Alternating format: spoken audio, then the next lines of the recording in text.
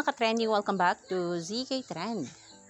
Kung matatandaan nga noong mga nagdaang araw ay nagbahagi nga si Belle at kanyang mga kaibigan na mga larawan nga kuha mula sa kanilang annual reunion.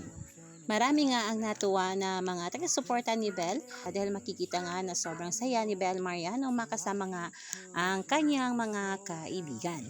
At talaga namang napawaan naman ang lahat nang mag-post nga ang isang kaibigan ni Belle sa kanilang annual reunion ng isang video na kung saan makikita nga nag-exchange gift nga. Talaga namang napawaw sila sa gift ni Belle na may pa-Dior. At madidinig nga sa naturang video na pinag-uusapan nga nila ang brand endorsement ni Belle katulad na ng PH Care, Sunsilk at marami pa nga iba. At ayun nga dito sa ilan nilang komento. Ito yung mayaman version na exchange gift trend, atake na naman ng pa-Dior mo, ma'am. Hashtag Belle Mariano. Grabe naman yung pa-small exchange gift ni Madam Dior. Small exchange gift and then she pulled a Dior.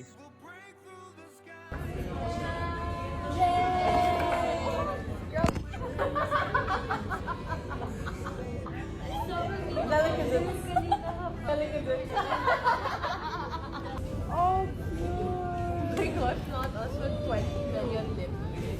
I like this. It looks familiar. This is my favorite lip gloss. Lip plum.